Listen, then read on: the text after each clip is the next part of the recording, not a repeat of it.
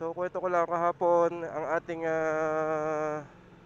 na-achieve ay isang malupit na ride sa THC. TCH, ayan, Trans Central Highway. Ganda nung lugar, and umulan, meet some new friends, Boss Carlo. Tapos yun, dumiretso na ako dito, nagpa-chain loop sa Ducati. Yeah, today is planning to cross the Dumaguete. Pucha, bakit ako napunta dito? Sablay tayo mga kabuhok, bawal pala mag left turn doon. Mali. Anyways, babalik na lang ako.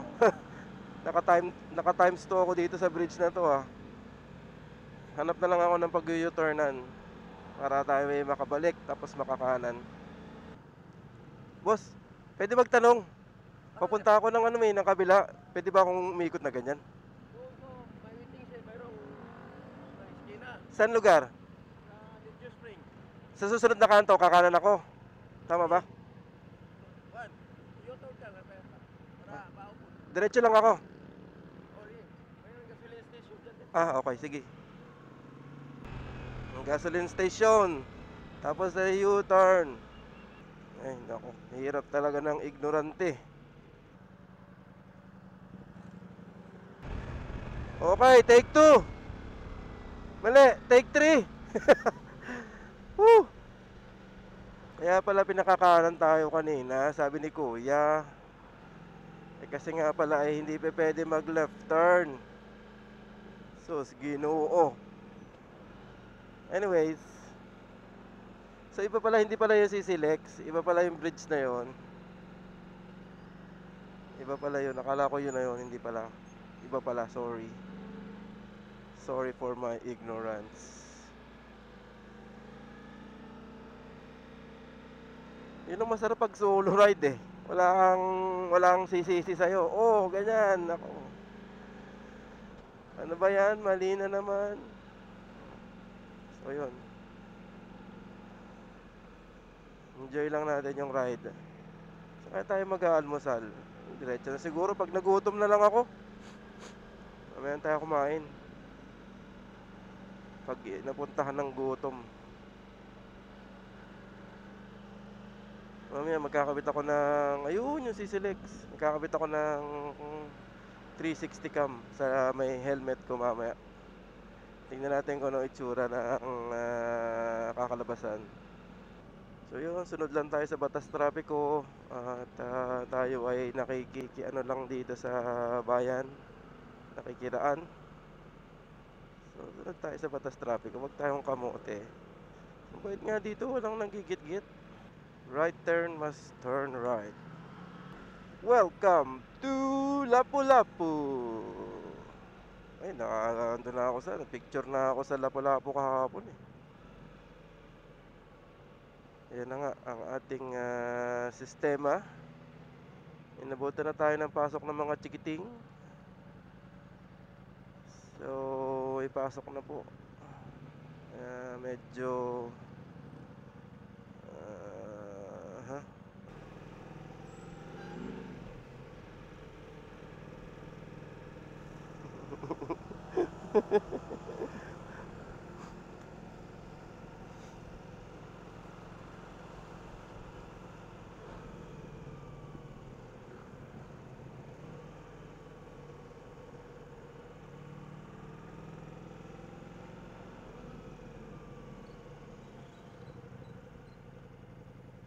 This is it mga kabuhok.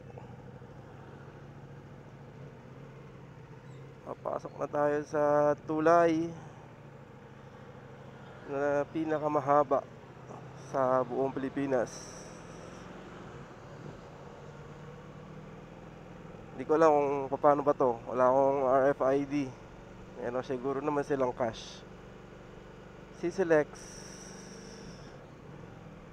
Keep motorcycle, keep right. Motorcycle daw tayo.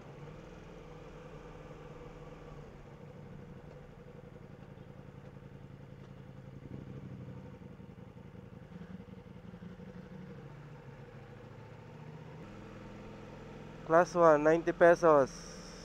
Toll fee.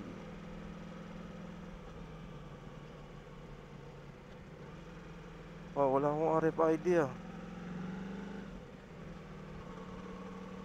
Yun na, exciting! Exciting, man! Ayun oh, cash.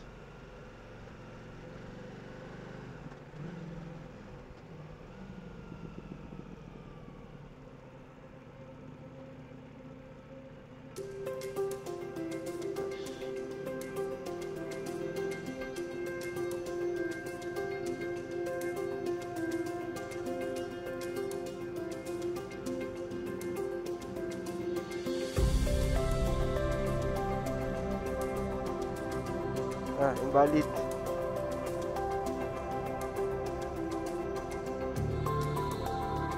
Paano kaya yun? Cash, cash na lang? Cash?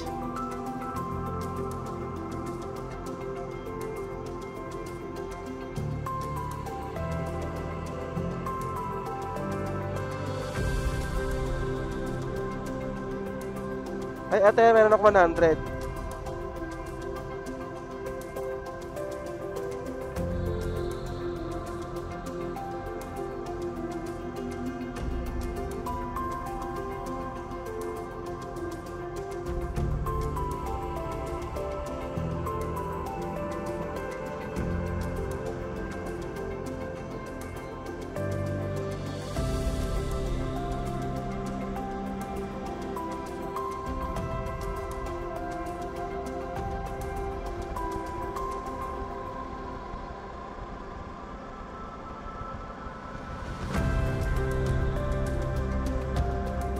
Woo! Exciting! Ba, may lakadan ha? Pwede maglakad sa gilid?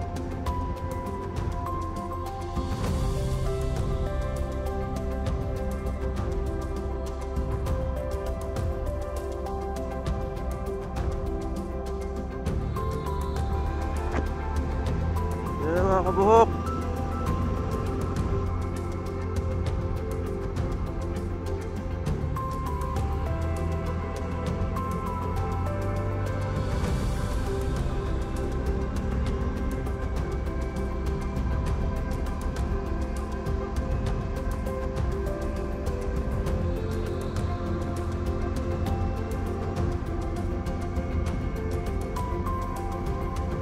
Ganda.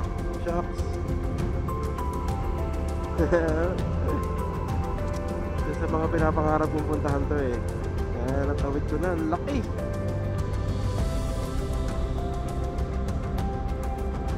Ganda.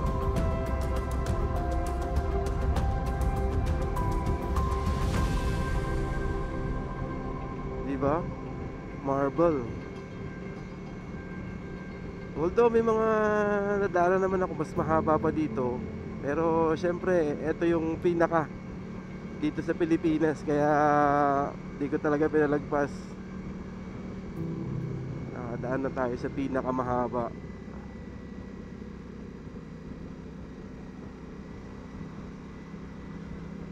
Woo! Ayos. Goods. Bye Cebu. Ay hindi, papunta pala ako ng Cebu. Bye Lapu-Lapu City.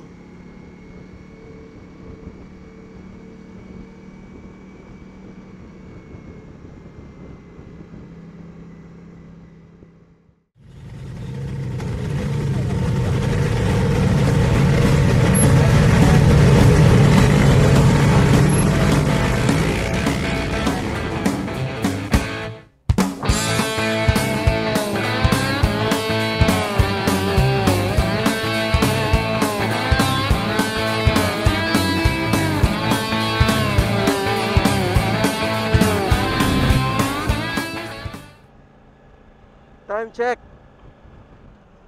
8:27 at meron pa daw tayong 1 hour and 47 minutes. So, pupuntahan natin yung destinasyon sa may ruins ng ano ba yun? Quartel? Parang ganun. Mukhang lumuwag na yung daan dito. Highest point daw ng Cebu, sabi ni Kapo, matadaanan natin. Ano, Budian ba? Budian?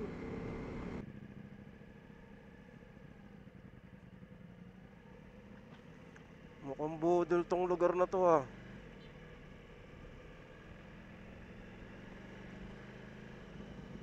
Mukhang rough road to ah. Mukhang budol to, Kapo ah. Surprise! Ng adventure. Nakahanap naman.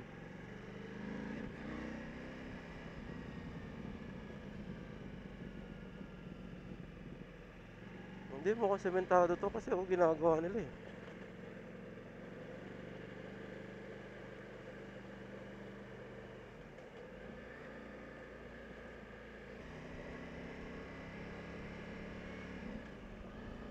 Uno, mundo ko. Saan na tayo? Nasa kalagitna na tayo ng bundok. Wala, naging 100 na lang.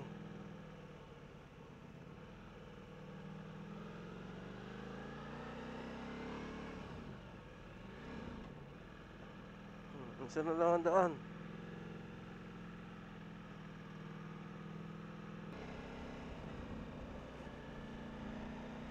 Purok Butong. Purok Barangay Butong. Oh,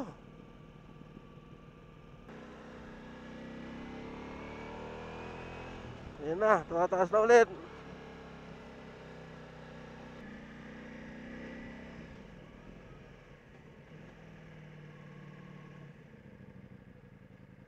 Yun. Ha?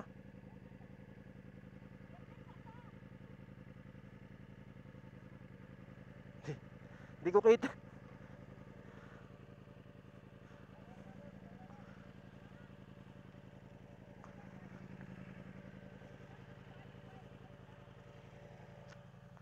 Kaya ba?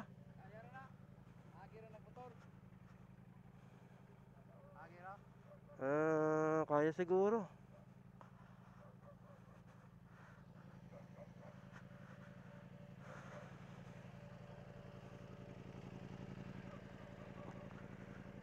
Ang taas nun.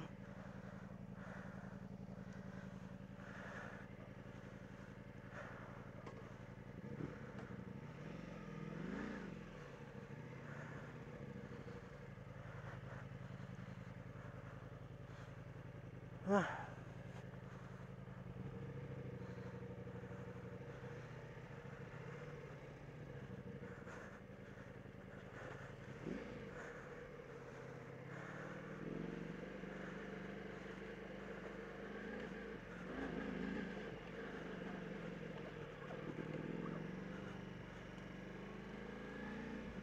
Ang taas.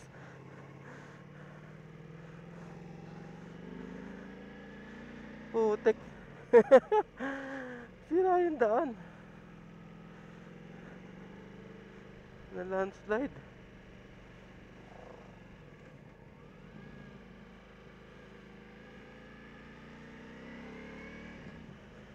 Taas nun. Grabe. Promise, ang taas.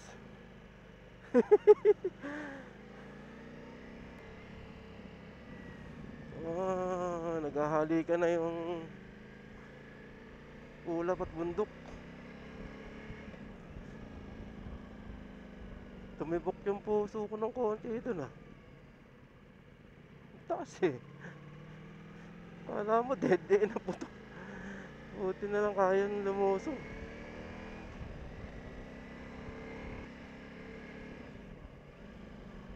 Wow, mukhang uulan dito ah.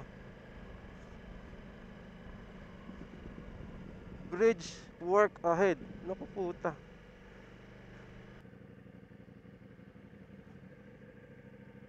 Gumuho yung bridge.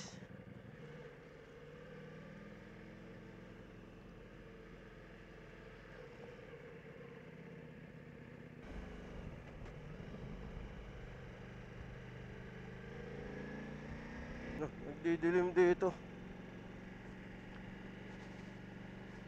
dilim ng Kalangatin, oh.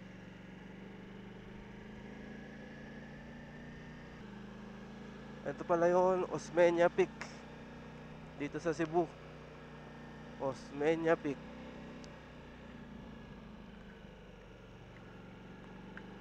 Wala, umuulan na. Pero mukhang ano lang yan, daan lang.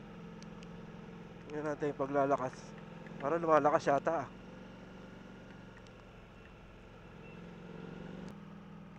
Ganda.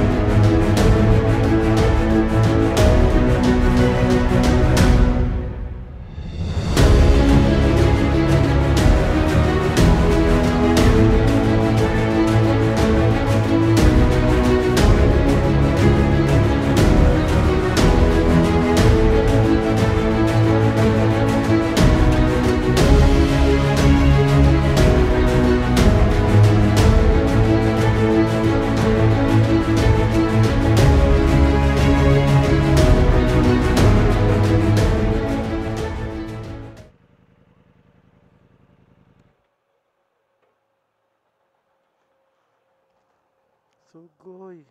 Ang ganda. Ang ganda.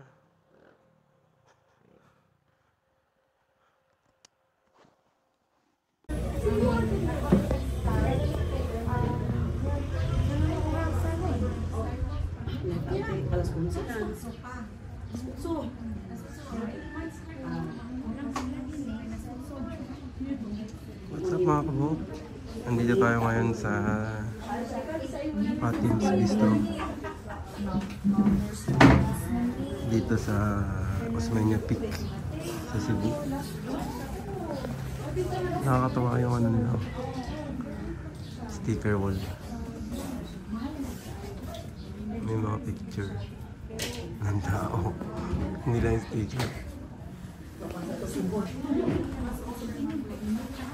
Wala ako makita, kakilala ko, nakita ko lang ito. Your Life PH or motorcycle tourism ni Kapo. Ayun ba? Isa, dalawa, tatlo. Ang dami mong ano ha, Kapo ah.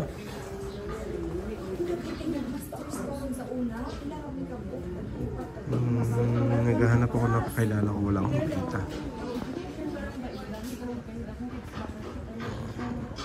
Ang dami.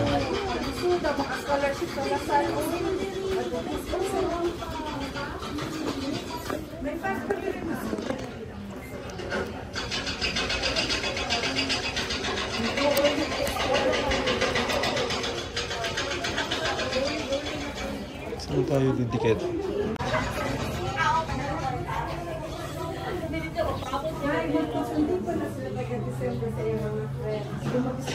Ay, nakadikit na ating kabuhok na sticker. Yan, Patim's Bistro sa Osmeña Peak.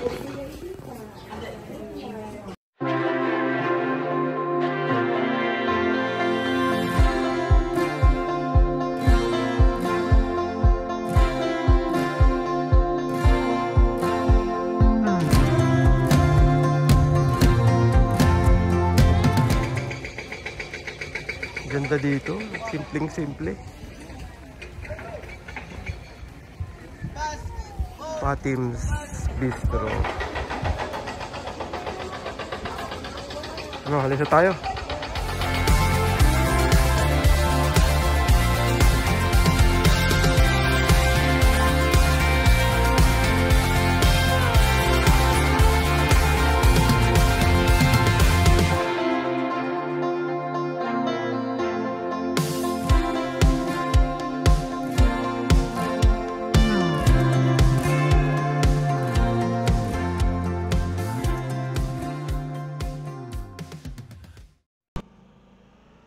Time check, it's 11:47 ng tanghali. Yan. Ang ganda dun sa Patim's Bistro, nakakwento ko pa si ate. Sila yung owner. And nakakatawa. Kilalang si Kapo. Yan. Sana makapag-boost pa ng tourism yung katulad nila Kapo. Yan, nagpapakita ng mga kakaiba.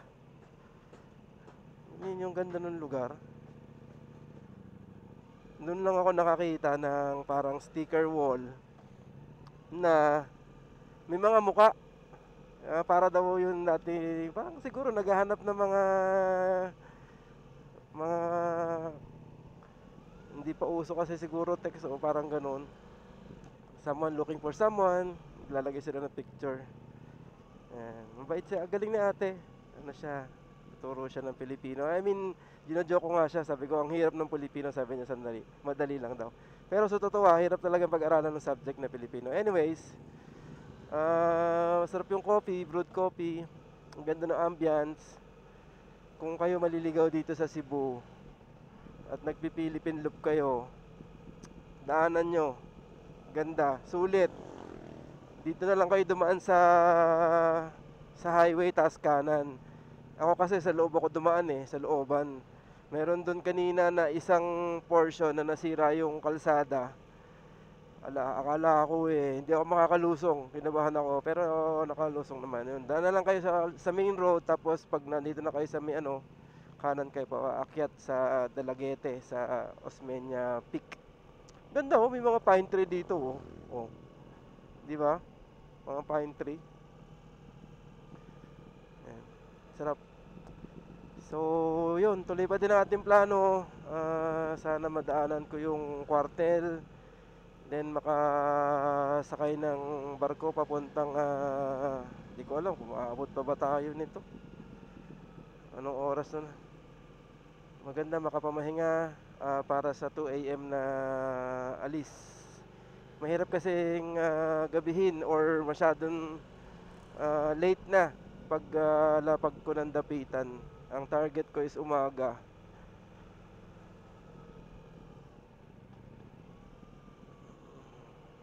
Palabas na tayo ng main highway.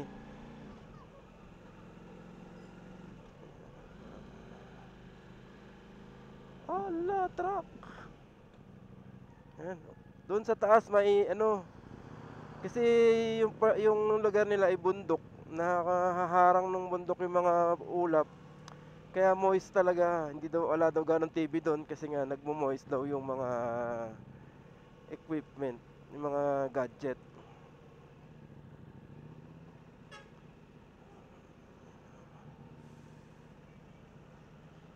Napakainit naman. Bumalik na naman ang init. Init ang singaw. Meron tayong pagkain na bilan tayo ng water. Meron tayong pagkain. So yun na lang. Wala naman sigurong ibang ganap dito. Tingnan natin kung may makikita ko magandang site. Try ko mag-video pa konti. Pero yun, baka sa na tayo magkita-kita. Dumaguete. Or sa Liloan Port. May vlog nga pala ako kung paano ang procedure. Sige, bye-bye.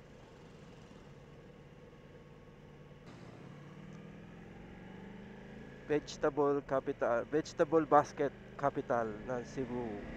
Yung mga napapascinate ako dun sa mga pine tree. Ang ganda, di ba?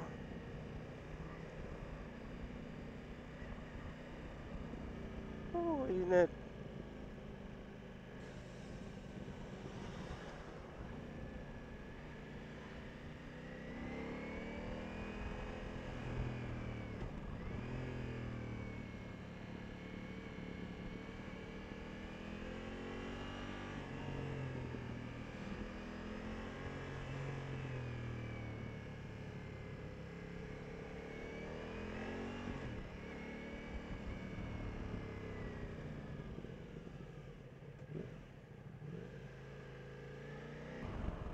Tumalon ako kanina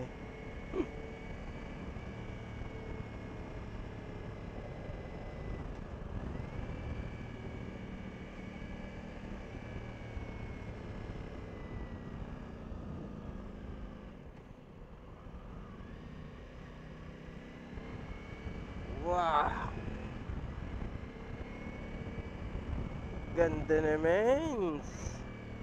Sarap pa.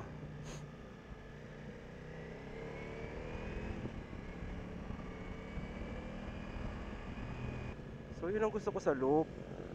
Pag may dadaanan ako, ayoko nung dadaanan ko tapos babalikan ko ulit. Mas masarap yung panibagong daan naman pabalik. Diba? Ganda oh. Enjoy, kota na ako dito. Sa totoo lang, for today, kota na ako dito. Ito napuntahan ko na to. Kota na to, kota. Wow. Coastal Rock Resort.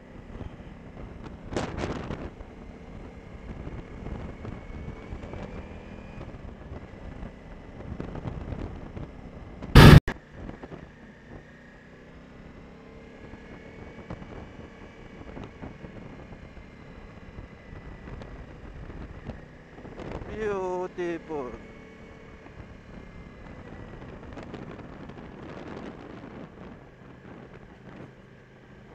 Sa mga kabuhok, time check, it's 12:45 ng tanghali.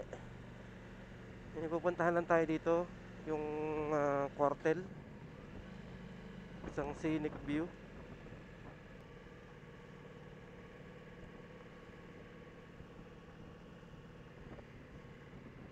Ayun no.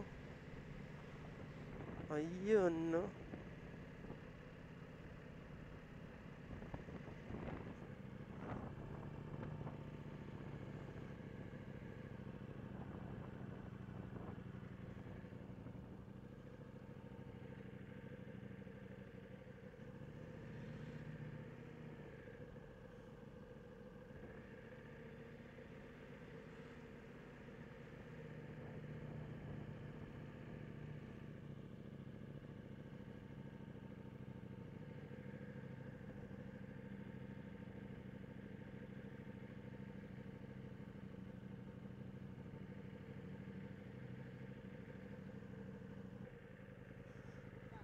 Pwede ba pumarada dito sa tabi?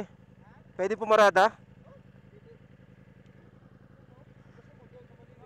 Dito para kita natin yung view. Dito lang. Oh.